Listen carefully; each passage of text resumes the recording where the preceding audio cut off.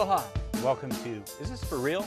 I'm Gregory Dunn, President and CEO of Hawaii's Better Business Bureau, here to share with you today some really important information about elder abuse. We're very fortunate to have with us today Scott Spallina, the Senior Deputy Prosecuting Attorney, City and County of Honolulu. Scott, thank you for joining us again. Thank you for having me again. Absolutely. Now, today, we're going to go a little bit more in depth into elder abuse and some of the issues. Well, let's start out with a real brief overview of your department, if you could. Okay. We're a unit within the prosecutor's office. We deal with victims who are 60 years of age or older. And we're talking about dealing with all kinds of crimes, whether they be financial, which is our most common when we're dealing with this population, to unfortunately we're seeing sex assaults and physical crimes as well. So you're a receive-all for folks that are 60 years and older. Yes. And if it's any crimes involving elder abuse, people can call you or the police department to... Yeah, it usually goes through the police department, and we handle all crimes. So let's say a senior gets their car stolen, it would come to our office. A senior gets murdered, it would come to our office and our team.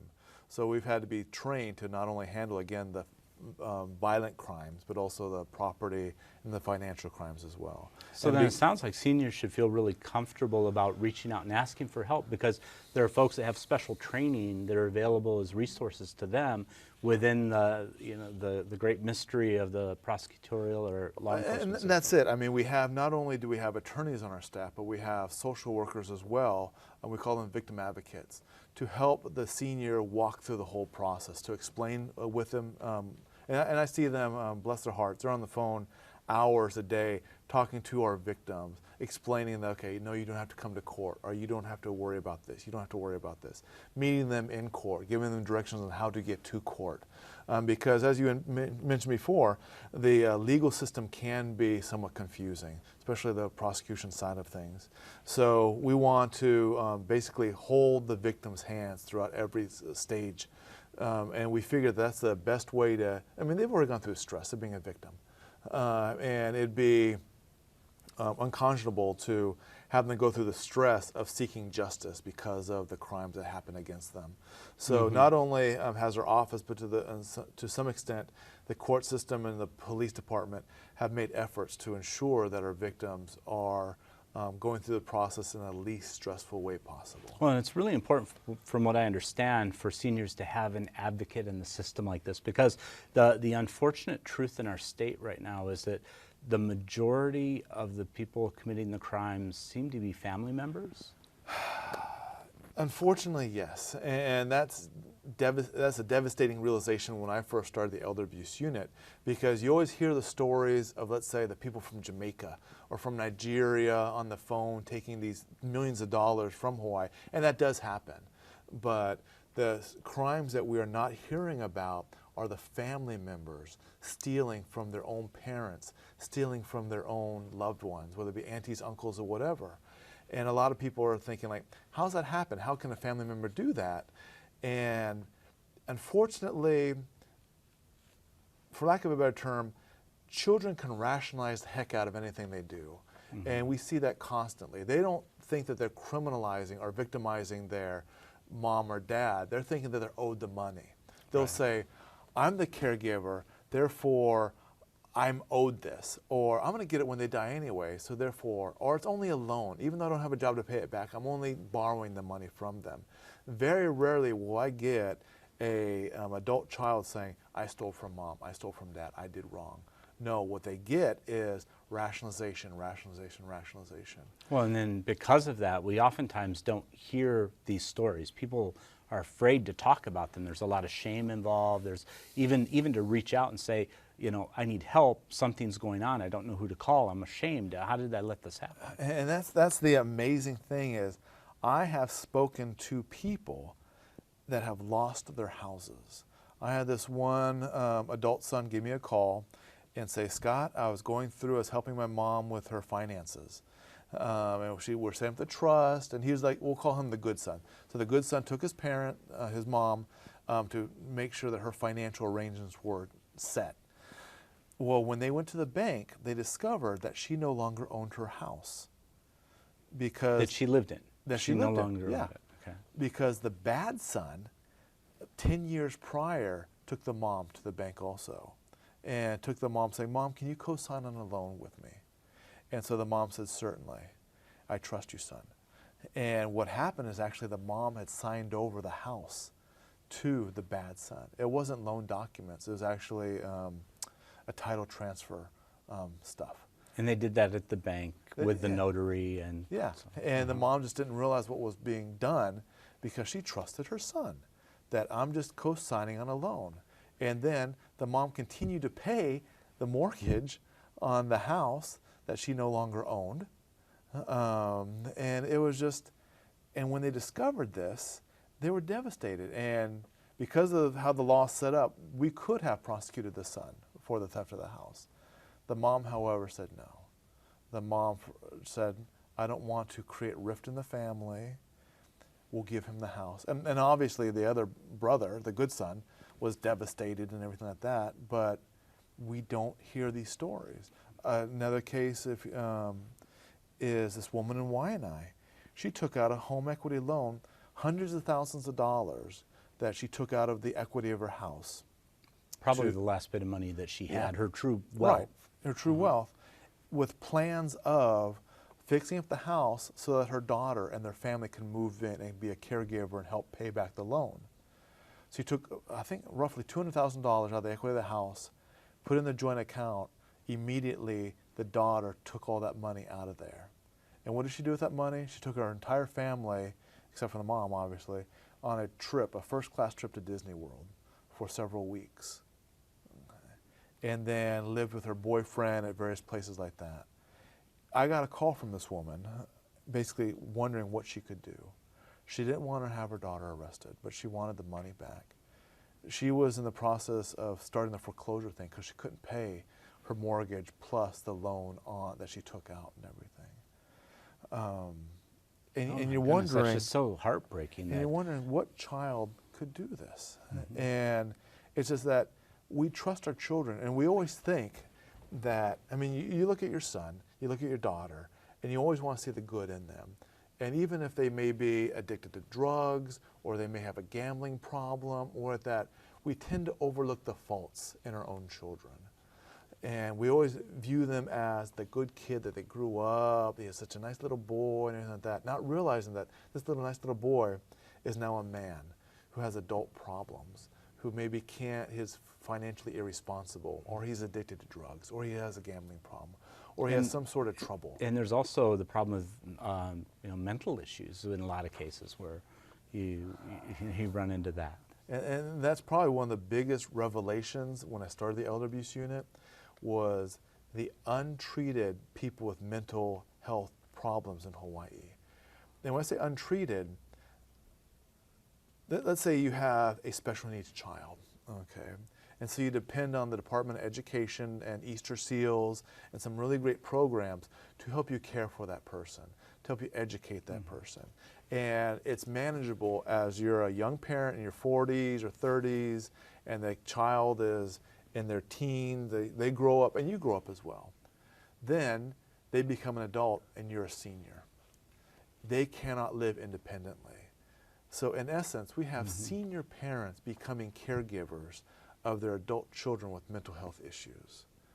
And sometimes their mental health issues are uncontrollable to where, unfortunately, we've had murders where you've had adult children with such untreated mental health issues being violent to their parents. And unfortunately, the parents have paid the price. And it's really difficult because, as these things escalate with mental illness, that people are afraid to let others know that as they're aging, they don't want to have the child put into some sort of state care, or they don't have money to take care of the child on their own. So that falls under elder abuse because obviously it's difficult. It's a crime against the person. So It is. And it's not that their adult child is a criminal, but they lack the capacity to control their impulses. They lack the capacity to control themselves. And I mean, there's people at the state hospital right now that I would not classify as criminal, even though they've done criminal conduct, but just given their biology or whatnot, they could not control them, and unfortunately they've taken on life for their parent. So you're talking anything from autistic spectrum to bipolar disorders to higher forms of schizophrenia. I mean, when they enter the criminal justice system, the court does a good job, excuse me, of looking at their entire history, and you see them being treated and not being treated. You see their whole progression, where sometimes the system has fallen down, and there has been pukas in our system to where it hasn't treated, and unfortunately, unfortunately, some of the homeless population are like that, and we've seen, unfortunately, some horrific crimes done by the homeless population. And unfortunately, it's very minor. And going back to what we're talking about, family members preying on family members, that's still our majority as the family members. But unfortunately, with respect to mental illness, we have seen homeless commit these crimes as well. Well, and certainly I can understand that. I mean, you have folks that are out in the community. If a senior is going from their home to a shop or a place of business to get groceries or go to the doctor, and anytime they're transiting from the car in and out or walking around the neighborhood to get exercise, you will come into contact with folks. What are some of the things that seniors can do to protect themselves when they're out and about? You see, and that's it. And this is a good question, because I get this asked all the time. Unfortunately, it's hard to, I mean, unless you're in your home behind a vault door and maybe getting mail through underneath the door and your meals like that, you are going to be vulnerable to some degree. So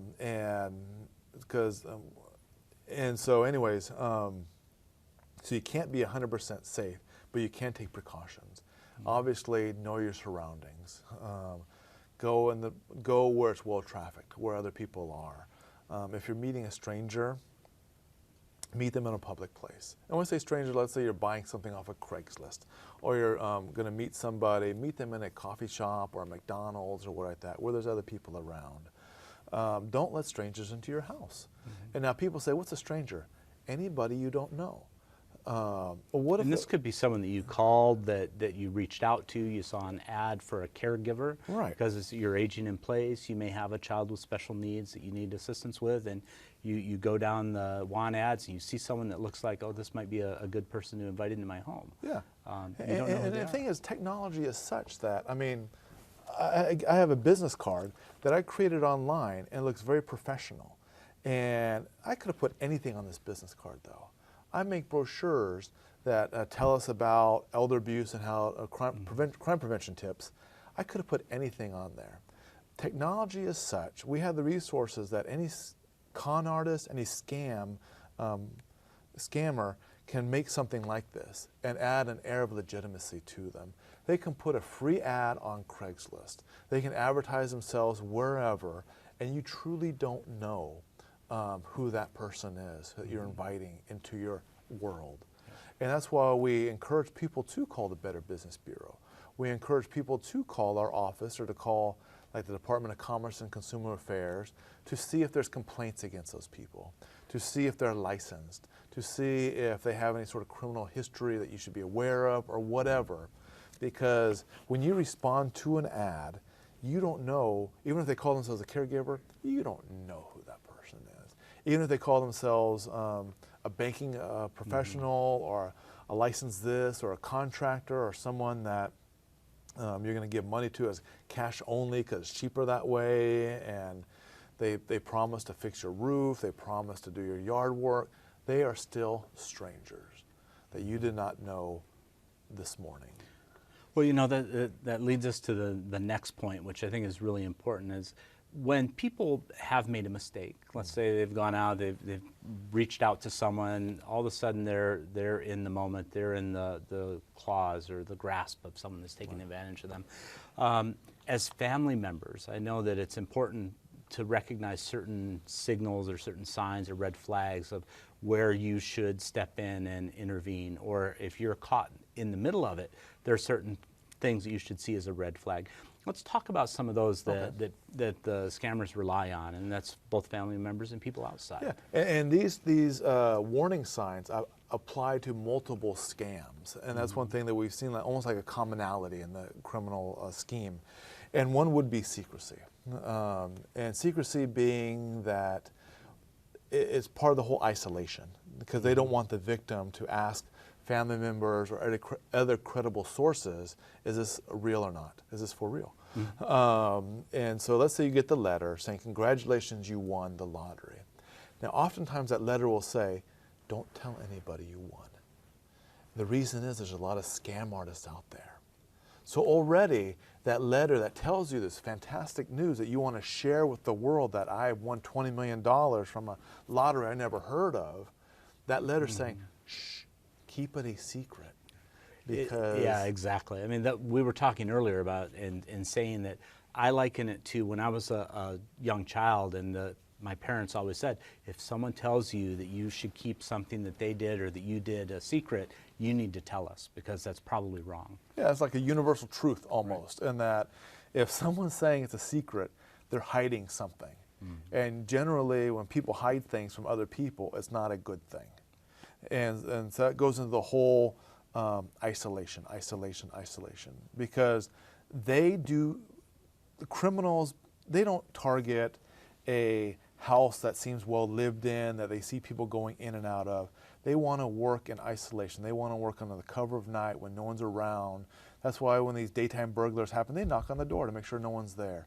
Again, they focus on isolation, and same with the seniors. They want a senior that's at home without any family and friends, that they can spend hours on the telephone talking, cajoling, manipulating, brainwashing into thinking that this investment opportunity is the best investment opportunity in the world. And they want to keep it a secret. I mean, so much so that, now you reminded me about this, last year, my mother-in-law was in our garage talking to my wife in the car. And they were talking for like a good hour and stuff like that. And I was wondering, like, why don't they come in the living room and talk like that? Well, my mother-in-law was approached by someone that was investing in the Iranian currency dinar. Okay. And this person had convinced my mother-in-law that this currency is going to go through the roof when Iran becomes a superpower. And so you can invest pennies on the dollar right now, but keep it a secret. And so my mother-in-law was attempting to keep it a secret from me, but she wanted my wife to invest in this. And so it's like, what's going on? Because Scott's not going to want to make any money. He's just a do-gooder, right? He's a do-gooder that wants to live in poverty. That he enjoys driving his 1992 Toyota. Yeah. But so yeah, so it goes to secrecy. And I bet they told her that she had to do it right now. You've got, Yes. you know, this one-time offer is going to end tomorrow, and you've got to. Yes. So the sense of urgency. And then that's another thing, is besides keeping a secret, now these letters also, going back to the lottery, and the reason I say the lottery, because that's one of our main crimes going on right now, is the lottery sweepstakes, inheritance tax, grant winnings, type of advance fee frauds going on. They'll not only say keep it a secret, but you must act now. Like, give us this payment within the next 48 hours, or you're going to lose all that money you won. Now, what they want to do, I mean, it's similar to, and I don't want to disparage a organization or a business practice, but sometimes it's similar to going into a used car lot, okay? And that you go in there, it's so easy to get on, but sometimes it's hard to get off that lot, because they want you to buy that car right now. They don't want you to go home, for the most part. I'll say some of them. I don't want to, again, cast aspersions on the That's whole why we industry. encourage people to seek out accredited businesses that agree to uphold a certain set of standards in the community. Well, when I was young, this happened to me, I'll say. Because they don't want you to go home and go online and look at, like, the Edmunds or whatever, Blue Book value. And so they want to make the decision now, drive away with it. So make a decision quickly. There's a scam going on right now called the grandma scam, or the distressed relative scam, where absolutely. Yeah, where basically a senior will get a call in the middle of the night, and they'll say that a loved one's in trouble, whether a loved one got arrested overseas or a loved one is in medical need, and money is needed immediately. And in order to save the life or to ensure the care of your loved one. And so we'll have seniors in the middle of the night drive to Walmart or Walgreens and send money to these strangers. So now when they send that money, I mean, there are a couple different ways that they'll ask for it. They'll ask for it as like a wire transfer or a Western Union or like a green dot Well, on yeah, a money card or prepaid card. it's so easy now to send money to strangers around the world. I mean, there's this a company that created, it's called the Money Pack, a green dot card. And I'm sure there's legitimate uses for this card here. But what criminals do is they take anything legitimate and they make it illegitimate use. And what it is, it's a card, a credit card that you can go to a cashier and put money on that credit card, just like a gift card. And then there's numbers on the back of that card that if you tell somebody over the telephone, the number on the back of this card is this, then they can take, via the internet, they can take all that money from that account you just put on there. Now, that's important because they take all that money off from that card and you have no recourse to get it back. None. So once that money leaves your hands, it's gone. Yes. You'll never get it back. Yes. Giving any money to strangers in that manner is, completely wrong. Don't do it. And just think about it, though. I mean, it's almost amazing how wondrous technology is, because in the span of 5 minutes, I can send money around the world. And I didn't have to wire it now, because wiring it to fill out all the forms and like that. Now I can just use this little credit card. I can go to Walgreens, and in 5 minutes, I can send money to someone in Nigeria. And these criminals know this, and so this is what they're doing now, is they'll call up, let's say hypothetically, they'll say, your son's in trouble, he got arrested, he was traveling in Mexico, and because he's an American, he's being beat up. So you can bail him out right now and save his life. And who wouldn't want to do that? You care for your kids. Well, right? yeah. I mean, if you're a parent or grandparent, that's the call you dread in the middle of the night getting, is a loved one in trouble, a loved one that's dying or hurt or what that. You've just woken up, you're in the haze from being asleep. And so they rely on you to act more than think. Right. Yeah. And so we've had seniors have instructions. We've had seniors on the phone saying, okay, I'm going to call a cab to your location. What's your address again? Then the scam artist will send a cab to that senior's home, direct that cab driver to go to the nearest Walgreens, because now you can Google everything. Where's a Walgreens to this location? Bang. Walk that senior. And we've had tellers, cashiers say, yeah, the senior came in, they were on the phone talking to someone, walking them through this, and then we saw the senior do that. That's how friendly, how manipulative these scam artists are. And we had this like in Common Key happen. It's just incredible, but they rely on that sense of urgency. They rely on you must do it quickly. And that's why we always caution people that if they are making a financial decision based on emotion, that's a huge red flag. They should not, I mean, when you spend money, you should research it, you should determine whether it's the best deal or not. I mean, my wife, she's paquet. She won't spend any money unless she's researched the heck out of that thing there. But they don't want you to take time to research. Right, they because want you're going to you figure out that they're stealing from you. Exactly, right? exactly. Yeah. They want you to make that emotional decision regarding your money. And that leads to such detrimental outcomes. It's really, really sad. And oftentimes this happens to folks that are shut-ins or alone, or they may not have been in regular contact with their family. Well, but that's the thing, though, is that, I mean, yes, but also we do have people that are in contact. I mean, my own relatives have been scammed, and I see them like once a week. But because someone got to them, someone sold them a bill of goods.